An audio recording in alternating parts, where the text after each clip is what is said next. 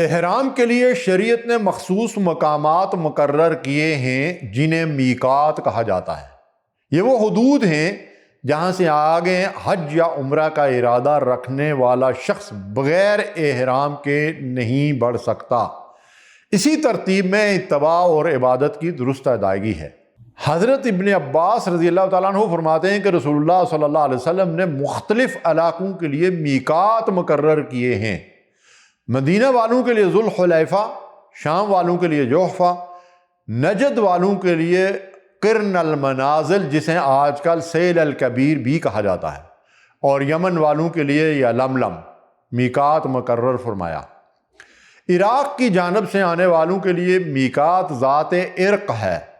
جو لوگ پاکستان، ہندوستان یا دیگر ممالک سے ہوائی جہاز کے ذریعے جاتے ہیں انہیں میقات آنے سے پہلے ہی تیاری مکمل کر لینی چاہیے، کیونکہ جہاز تیزی سے میقات عبور کر جاتا ہے۔ اس لیے غسل اور لباس پہلے تیار رکھیں اور میقات قریب آنے پر نیت اور تلبیہ پڑھ لیں۔ اگر کوئی شخص میقات کو بغیر احرام کے گزر جائے تو یہ درست نہیں۔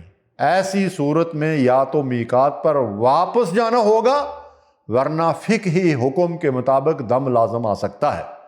البتہ مکہ مکرمہ کے اندر موجود لوگ حج کے لیے وہیں سے احرام باندھ سکتے ہیں، لیکن عمرہ کے لیے انہیں حدود حرم سے باہر مثلاً تنعیم جانا ہوتا ہے۔ خلاصہ یہ ہے کہ احرام اپنی سہولت سے نہیں بلکہ شریعت کے مقررہ میقات سے باندھنا ہی سنت کے مطابق طریقہ ہے۔ اے اللہ، ہمیں تیرے گھر کی حدود اور میقات کے آداب کا پاس رکھنے والا بنا۔